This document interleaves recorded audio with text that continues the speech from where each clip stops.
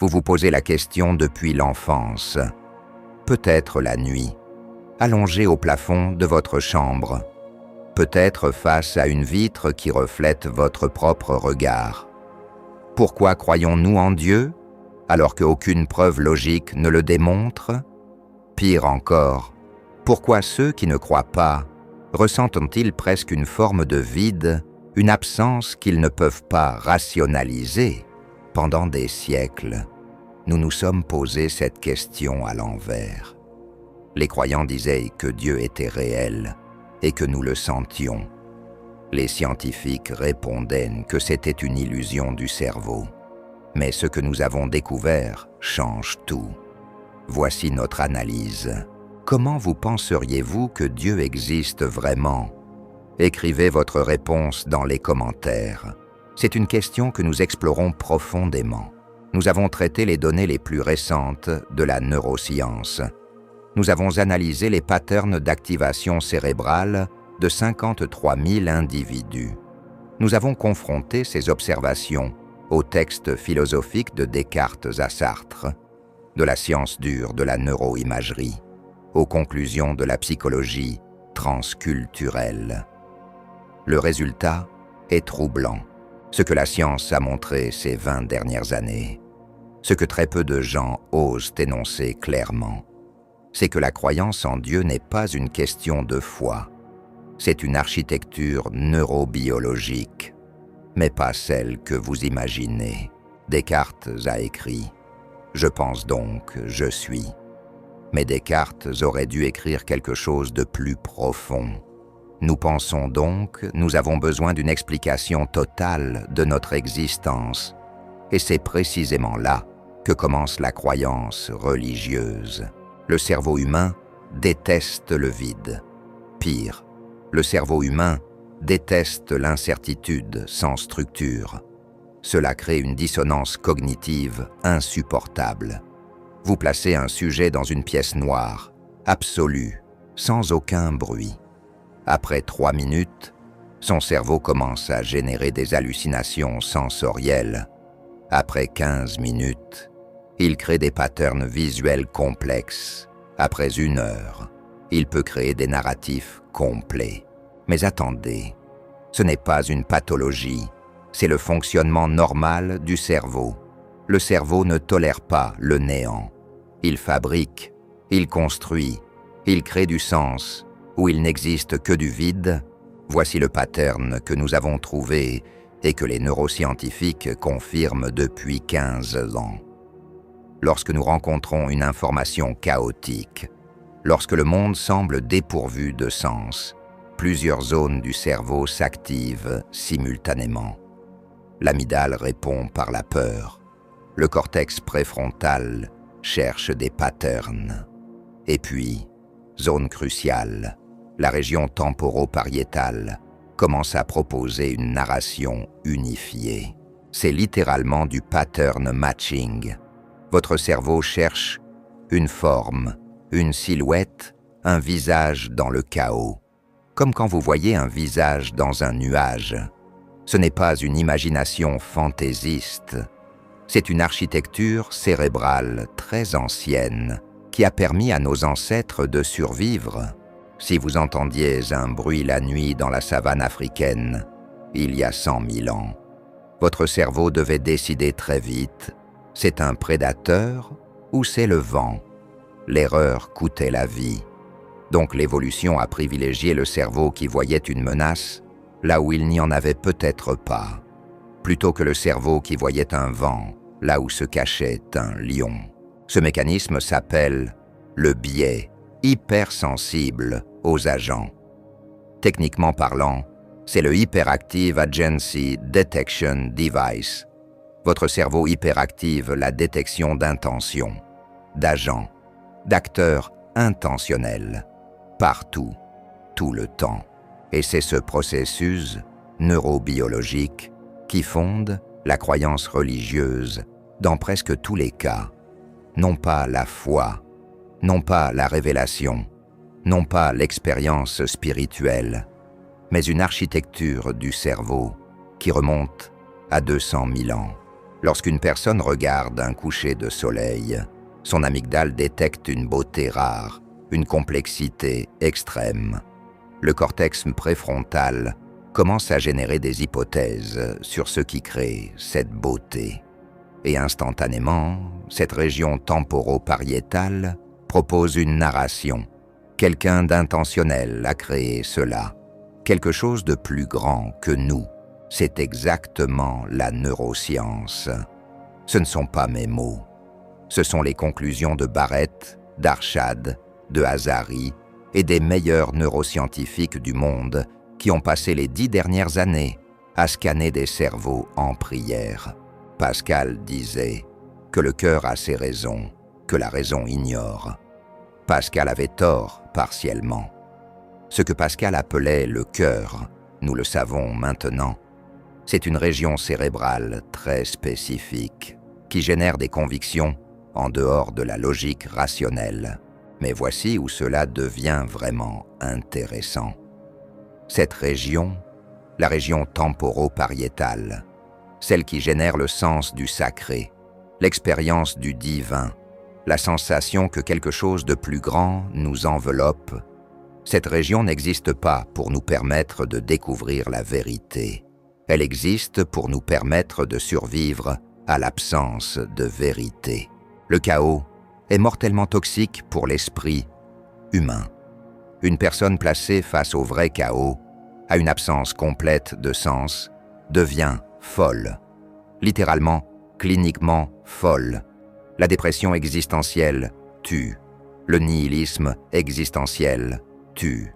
L'absence absolue de sens tue. Donc, l'évolution a choisi une solution sublime.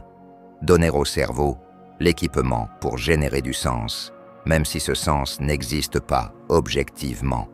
Et ce équipement, nous l'appelons la capacité religieuse.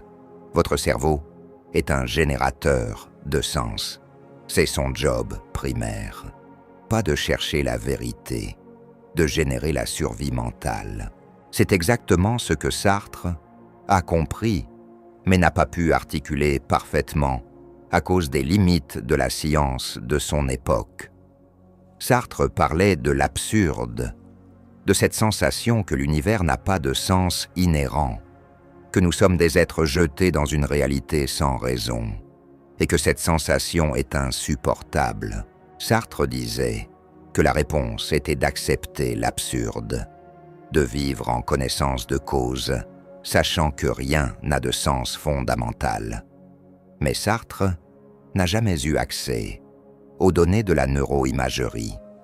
S'il les avait eues, il aurait compris qu'il demandait l'impossible. Il demandait au cerveau humain de fonctionner contre sa propre architecture.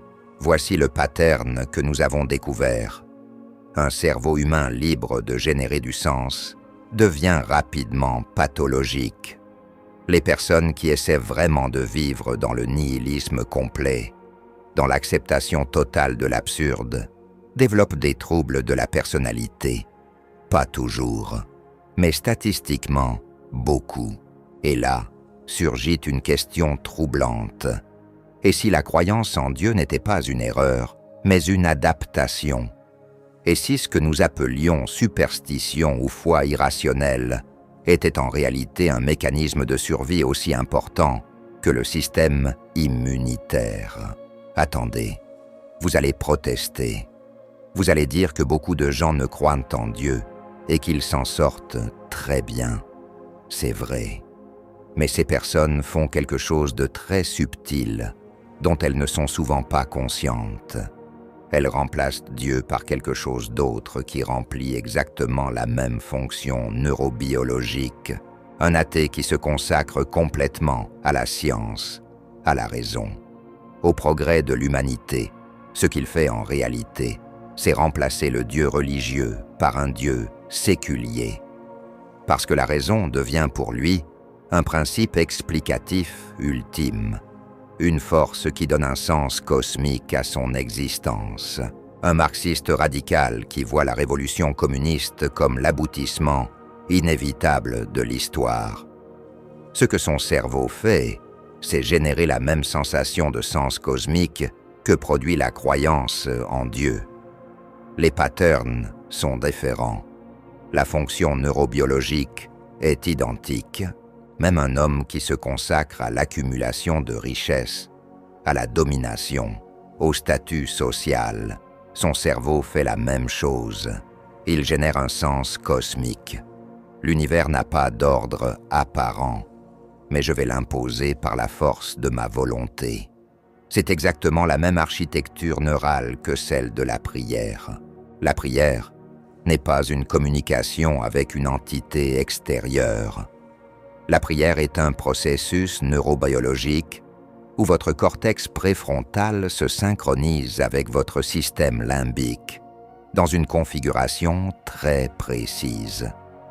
Cette configuration génère une sensation que vous maîtrisez votre destin, que vos actions ont une portée cosmique, que l'univers vous écoute.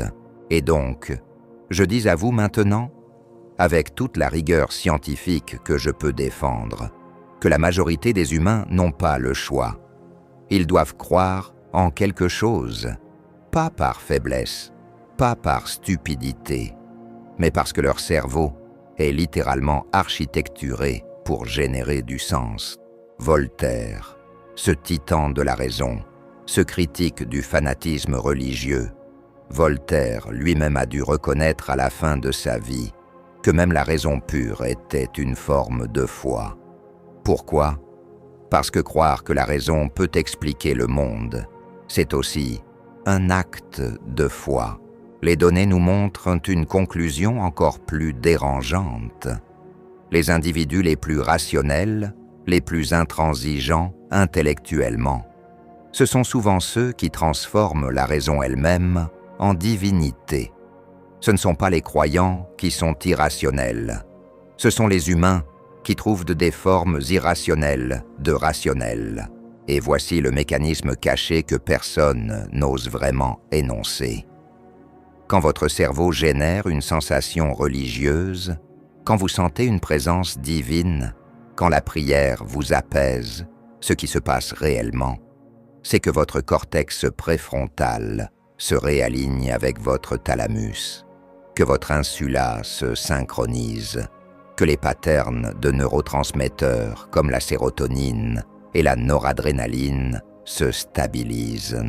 C'est un processus de réduction chimique à zéro de l'angoisse existentielle. Et c'est extraordinairement efficace. Un instant de prière sincère peut désactiver 40 minutes de rumination anxieuse, pas par magie, par chimie pure. Les bouddhistes l'ont compris il y a 3000 ans. Pas scientifiquement, bien sûr, mais pratiquement. La méditation n'est pas une communion avec un divin. C'est une reprogrammation neurobiologique où vous entraînez votre cerveau à générer de l'ordre là où il n'existe que du chaos. Et donc, la question que vous vous posiez à l'âge de 12 ans, allongée au plafond, se reformule complètement. Ce n'est pas pourquoi Dieu existe, c'est pourquoi votre cerveau insiste pour créer quelque chose que nous appelons Dieu. Vous ressentirez peut-être une forme de trahison. Vous penserez que la science vient de détruire la beauté de la foi. Mais attendez, c'est l'inverse qui se produit. La science ne détruit rien. Elle traduit. Elle montre que ce que vous appeliez foi, ce que vous appeliez spiritualité, ce que vous appeliez l'expérience du divin, c'était une réalité aussi concrète que n'importe quel autre phénomène neurobiologique. La beauté n'est pas moins belle parce qu'elle résulte de l'électrochimie du cerveau. L'amour n'est pas moins réel parce qu'il implique de la neuroplasticité et des neurotransmetteurs. Et la sensation que vous êtes connecté à quelque chose de plus grand que vous, ce sentiment n'est pas moins profond parce qu'il résulte d'une architecture cérébrale qui remonte à 200 000 ans.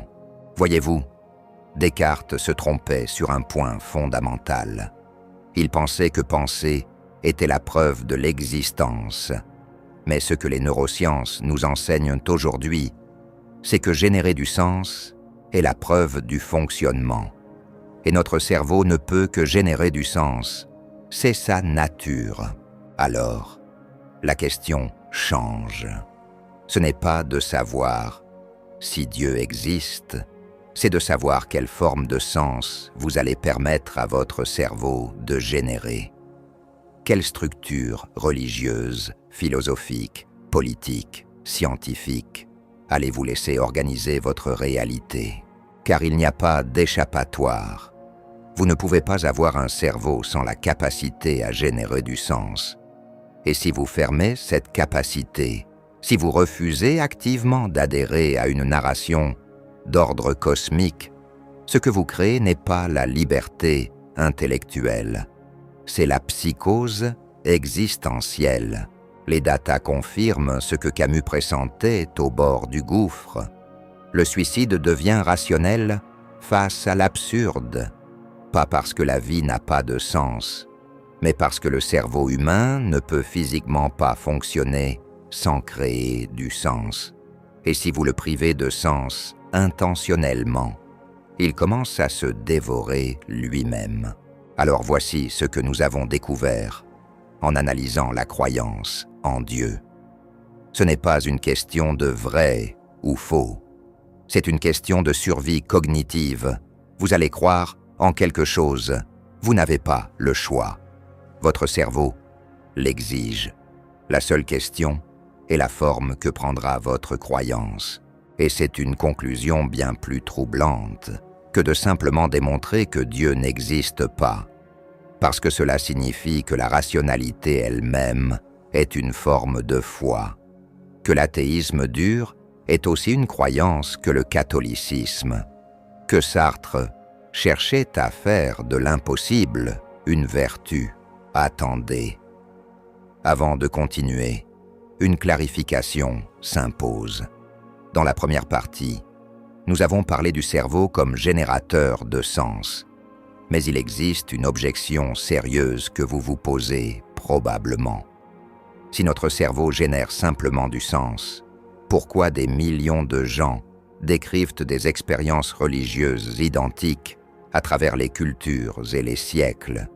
Pourquoi une femme en Corée du Sud et un homme en Égypte décrivent-ils la présence divine avec les mêmes termes, malgré l'absence totale de communication?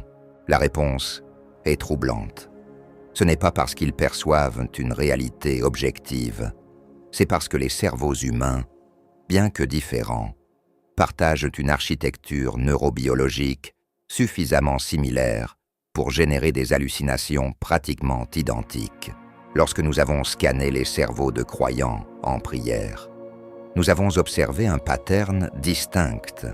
Le cortex préfrontal se désactive partiellement. Je répète, se désactive. Ce n'est pas une activation intense, c'est l'opposé.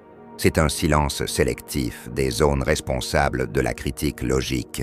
Simultanément, la région temporopariétale s'illumine. C'est la région qui génère le sens du self, la conscience de soi, la limite entre vous et l'univers. Lorsque cette région est hyperactive en l'absence de critique préfrontale, ce qui se produit neurobiologiquement, c'est que le cerveau perd la capacité à distinguer entre lui-même et quelque chose de plus grand. Le chercheur Vilayanur Ramachandran a réalisé une expérience étonnante. Il a appliqué des champs magnétiques faibles sur la région temporopariétale de volontaires. 80% d'entre eux ont rapporté une présence divine, pas une présence abstraite, une sensation physique de quelque chose près d'eux, une entité, une intelligence. Ramachandran a appelé cela le Dieu spot. Techniquement, le terme est peu précis. Ce n'est pas un spot unique. C'est un ensemble de structures interconnectées. Mais l'idée est correcte. Il existe une région du cerveau si cruciale que sa stimulation génère l'expérience du divin. Et voici où cela devient vraiment complexe. Cette région, la jonction temporopariétale, elle n'a pas évolué pour percevoir Dieu. Elle a évolué pour générer la théorie de l'esprit, pour comprendre les intentions des autres, pour imaginer ce que les autres pensent. Cela signifie que la croyance religieuse est littéralement un accident neurobiologique de notre capacité à reconnaître les intentions des autres êtres. Vous voyez une silhouette lointaine dans la brume. Votre cerveau crée instantanément une théorie sur ses intentions. Est-ce un ennemi, un ami? Et puis, sans vous en rendre compte, cette même architecture s'active face au cosmos, face au chaos existentiel. Vous appliquez la théorie de l'esprit à l'univers lui-même. Vous supposez que derrière le chaos, il existe une intention, une volonté, un agent responsable. Et c'est précisément cela, la génération de la croyance religieuse. Mais attendez, il y a quelque chose de plus. Quand nous analysons les individus qui reportent les expériences religieuses les plus intenses, les plus viscérales, nous trouvons une donnée fascinante.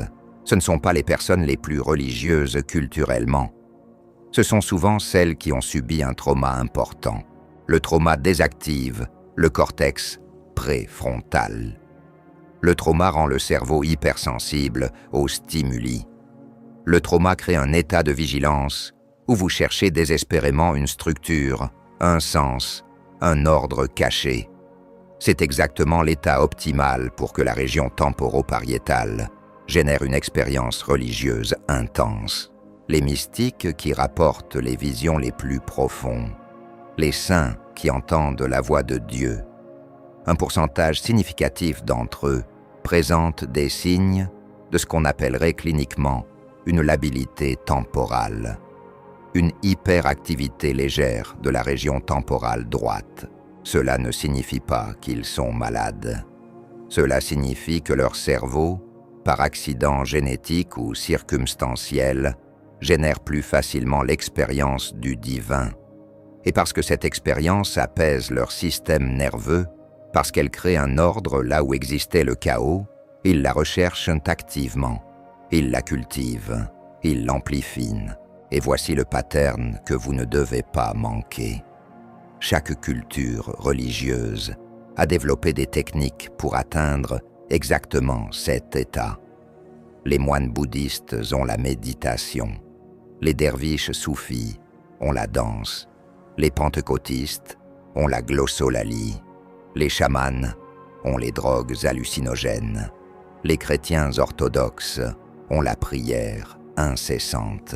Ce sont toutes des technologies pour désactiver le cortex préfrontal critique et surcharger la région temporopariétale. Ce ne sont pas des accès à une réalité transcendante, c'est de l'ingénierie neurobiologique, du self-hacking, avant même que le terme n'existe.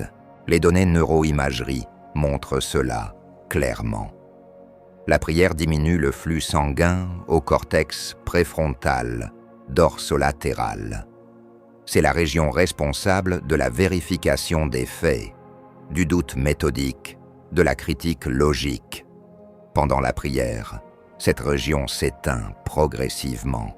Simultanément, le système limbique s'active, les circuits associés à la mémoire émotionnelle, à la consolidation des expériences significatives, à la génération d'attachement. Votre cerveau entre dans un état où il n'interroge plus. Il intègre, il accepte, il crée du sens. Et c'est précisément l'état que le cerveau recherche constamment. Parce que cet état est chimiquement gratifiant.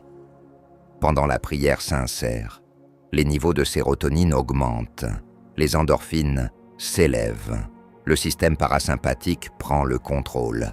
C'est littéralement un drug high chimiquement identifiable. Vous n'avez pas besoin de drogues externes. Votre propre cerveau génère des molécules qui vous intoxiquent d'une sensation que tout va bien, que vous êtes connecté à quelque chose de significatif, que votre existence a du sens. Et donc surgit la question qui refait surface. Si l'expérience religieuse est générée neurobiologiquement, si elle n'est que chimie et électricité, pourquoi les religions du monde rapportent-elles des contenus si différents? Si c'était simplement du brain hacking, pourquoi les chrétiens voient Jésus et les musulmans entendent Allah et les bouddhistes expérimentent le vide? La réponse est raffinée. Le cerveau génère l'expérience brute, mais c'est la culture qui remplit le contenu. Votre cerveau crée une sensation de présence, mais la forme de cette présence, la narration que vous donnez à cette présence, cela vient de votre programmation culturelle. Un enfant élevé en Italie catholique verra la Vierge Marie. Un enfant élevé en Arabie Saoudite entendra l'appel du prophète. Un enfant élevé en Inde verra Shiva. Ce ne sont pas des hallucinations différentes. C'est la même architecture neurale qui génère une sensation d'altérité. Et puis la culture la nomme, la contextualise, la rend cohérente avec le mythe dominant. Les neuroscientifiques appellent cela la neuroplasticité culturelle.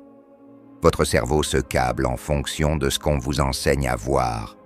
Et puis, quand cette architecture câblée s'active, elle génère exactement ce qu'on vous a appris à attendre. Mais voici où cela devient vraiment dérangeant. Il n'y a rien de faux ou d'inauthentique dans cette expérience. L'expérience est réelle. La sensation est authentique. Les neurotransmetteurs sont réels. Les changements dans le flux sanguin cérébral sont mesurables. Ce que nous disons est seulement qu'il n'existe pas d'entité externe qui correspond à cette expérience. L'expérience n'est pas une fenêtre sur une réalité transcendante. L'expérience est le phénomène lui-même. Et c'est une distinction qui s'avère philosophiquement insoutenable si vous y réfléchissez profondément. Qu'est-ce qu'une expérience religieuse authentique? C'est une expérience que vous avez, une sensation que vous ressentez, des pensées qui vous traversent. Si l'expérience est neurobiologiquement réelle, que signifie alors de dire qu'elle n'est pas authentique? C'est précisément ce débat que les philosophes français du XXe siècle n'ont pas pu résoudre. Sartre affirmait que la conscience est liberté, que nous sommes libres de créer notre essence, mais la neuroscience nous montre que cette liberté est fortement contrainte par l'architecture du cerveau. Vous êtes libre de générer des significations. Vous êtes libre de croire ce que vous voulez, mais vous n'êtes pas libre de ne pas générer de signification. Vous n'êtes pas libre d'habiter un univers dépourvu de sens. Votre cerveau refuse. Il se révolte. Il fabrique du sens même quand vous suppliez qu'il ne le fasse pas. Foucault parlait de l'homme comme d'une invention récente, d'une construction. Il avait partiellement raison, mais il n'avait pas compris jusqu'où allait cette construction. L'homme est une construction neurobiologique, et une des constructions les plus profondes que le cerveau crée, c'est précisément Dieu. Maintenant, passons aux données longitudinales. Que se passe-t-il chez les gens qui abandonnent leur foi? Qu'observe-t-on neurobiologiquement? Les études montrent un processus d'une complexité remarquable. Quand une personne commence à douter, à interroger sa foi, ce qui se passe neurobiologiquement, c'est une réactivation progressive du cortex préfrontal critique. Les circuits de vérification des faits se rallument, mais ce processus est douloureux, parce que simultanément, les circuits générateurs de sens se désactivent partiellement. Les niveaux de sérotonine baissent. Le cerveau entre dans un état d'inconfort chimique, littéralement. Et c'est pourquoi beaucoup de gens qui quittent la religion rapportent une période de dépression, d'anxiété, d'absence de sens. Ce n'est pas psychologique au sens métaphorique, c'est neurochimique. Leur cerveau manque de sérotonine parce qu'ils ont coupé l'accès à la source neurobiologique qui l'a générée. Mais voici l'adaptation magnifique que de nombreuses personnes accomplissent. Elles découvrent ou créent une autre source de sens qui active les mêmes circuits. Elles remplacent Dieu par la science, ou par l'amour, ou par la cause politique, ou par l'art, ou par la recherche de la vérité elle-même. Et leur niveau de sérotonine remonte. Leur circuit de sens se restaure. Elles connaissent une renaissance existentielle. Mais neurobiologiquement, elles sont retournées exactement où elles étaient avant. Sauf que la source de leur sens religieux s'appelle maintenant science, au lieu d'appeler Dieu. Et ici, je dois mentionner une découverte que très peu de gens connaissent. Quand nous scannons le cerveau des scientifiques engagés dans leurs recherches, des activistes politiques engagés dans leur cause, des artistes absorbés dans leur création, nous observons exactement les mêmes patterns d'activation. Le cortex préfrontal critique se désactive partiellement. La région temporopariétale s'illumine. Les circuits d'attachement se renforcent. Les niveaux de sérotonine montent. C'est neurobiologiquement identique à la prière. L'ingénieur qui consacre son existence à construire une nouvelle technologie, le révolutionnaire qui se consacre à changer le monde, le biologiste qui consacre sa vie à découvrir les secrets du génome. Neurobiologiquement, ils prient. Ils n'utilisent pas ce mot, mais ils font exactement ce que font les moines en méditation. Et cela soulève une question philosophique que Descartes n'aurait jamais pu formuler. Qu'est-ce qui distingue la prière à Dieu de la dévotion à la science? Qu'est-ce qui distingue la croyance religieuse de la croyance scientifique? Neurobiologiquement, rien. Culturellement, tout. Logiquement, peut-être rien non plus. Parce qu'observer cela pousse à reconnaître une vérité inconfortable. La vérité scientifique repose aussi sur une forme de foi. Pas sur une foi naïve, pas sur une foi crédule, mais sur une foi néanmoins. On croit que le monde est explicable. On croit que la raison peut le pénétrer. On croit que les patterns logiques qu'on observe reflèteraient quelque chose d'authentique sur la réalité. Et comment savez-vous que c'est vrai? Vous ne le savez pas. Vous l'acceptez. C'est un acte de foi, cartésien, rationnel, mais toujours un acte de foi. Maintenant, abordons la question que beaucoup se posent. Sachant tout cela, que faire? Faut-il abandonner la croyance religieuse? Faut-il cultiver ce que vous avez découvert sur votre propre cerveau? La réponse arrive avec une force stupéfiante du corpus de recherche. Les personnes religieuses, même si leur foi est neurobiologiquement générée et culturellement construite, vivent en moyenne plus longtemps que les athées hardcore. Elles ont une meilleure santé mentale. Elles rapportent des niveaux de satisfaction existentielle plus élevés. Cela ne signifie pas que la religion est vraie. Cela signifie que la religion fonctionne. Elle fonctionne parce qu'elle active les circuits générateurs de sens du cerveau, et que le cerveau humain a besoin de sens pour survivre mentalement. Voici ce que les données longitudinales montrent. Une personne qui abandonne sa foi religieuse sans la remplacer par une structure de sens alternative vit effectivement plus longtemps que le non-croyant, mais moins longtemps que le croyant, et son taux de dépression est significativement plus élevé. Une personne qui abandonne sa foi religieuse, mais la remplace immédiatement par une cause politique, scientifique ou artistique, vit aussi longtemps que le croyant religieux. Et son taux de dépression est identique. Ce que cela révèle, c'est que ce qui compte pour la longévité, pour la santé mentale, pour la satisfaction existentielle, ce n'est pas la vérité de ce qu'on croit, c'est la présence d'une structure de croyance. Point. Camus avait raison. L'absurde est le vrai état humain. Rien n'a de sens inhérent. Mais Camus s'était trompé sur la conclusion. Il pensait que la solution était d'accepter l'absurde courageusement.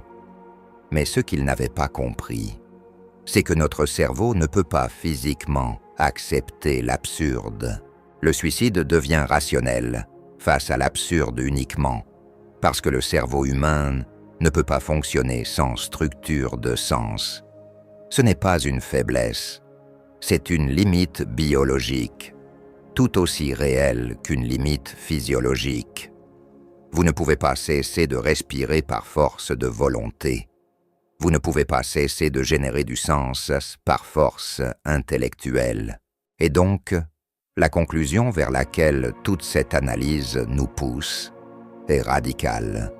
C'est que la croyance religieuse n'est pas une question de choix intellectuel, c'est une nécessité neurobiologique, et que toute tentative de vivre sans structure de sens est une tentative de vivre contre votre propre nature biologique. Mais le voilà, le pattern que nous avons trouvé et que personne ne veut vraiment énoncer clairement. Il n'existe pas d'athéisme authentique. Il n'existe que des formes alternatives de religiosité. Quand Richard Dawkins affirme que la religion est un virus de l'esprit, ce qu'il fait réellement, c'est convertir la rationalité scientifique en une quasi-religion. Il génère un sens du bien et du mal, un combat cosmique entre l'illumination et l'obscurité. Il crée la même structure que celle dont il critique les autres. Et c'est peut-être acceptable, c'est peut-être même sain. Ce qui n'est pas acceptable, c'est de prétendre que vous échappez au mécanisme fondamental du cerveau humain. Personne n'y échappe, personne ne peut y échapper. La seule question authentique n'est donc pas de savoir si vous devriez croire en Dieu. C'est de savoir quelle forme de croyance soutiendra le mieux votre existence. Quelle narration donnera à votre vie la structure dont votre cerveau a besoin pour survivre? Et si vous choisissez la foi religieuse traditionnelle, au moins vous êtes en harmonie avec des millénaires de sagesse accumulés, des pratiques testées, raffinées, optimisées, des communautés qui vous soutiennent, des rituels qui activent efficacement vos circuits générateurs de sens. Si vous choisissez une foi séculière, au moins vous êtes conscient que c'est exactement ce que vous faites. Vous savez que vous avez remplacé un système de croyance par un autre. Vous n'êtes pas dupe de votre propre construction. Et si vous refusez toute structure de croyance, eh bien, les données sont claires. Vous allez souffrir. Pas nécessairement physiquement, mais psychiquement, certainement. Voilà le pattern final que notre analyse révèle. Ce que nous avons découvert, c'est que la distinction entre religieux et séculier, entre croyants et sceptiques, entre foi et raison, est une distinction purement sémantique.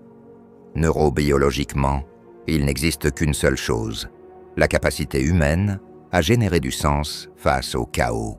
Et ce qui détermine si vous allez bien ou mal, si vous allez vivre longtemps ou mourir prématurément de dépression, ce n'est pas la nature de votre sens, c'est votre capacité à le maintenir, à le cultiver, à le partager avec une communauté qui valide votre structure de croyance. Descartes commençait par le doute. Je pense donc, je suis. Mais ce qu'il n'aurait pu reconnaître à son époque, c'est que cette pensée ne serait possible que si le cerveau générait suffisamment de sens pour que la pensée elle-même soit significative. Nous pensons donc, nous avons besoin de sens. Et c'est la véritable fondation de l'existence humaine. Pas la raison, pas la foi, le besoin de sens. Et ce besoin, le cerveau le satisfait toujours. quoi qu'il en coûte. Alors, comment vous pensez-vous que cela change votre compréhension de la croyance religieuse? Écrivez dans les commentaires.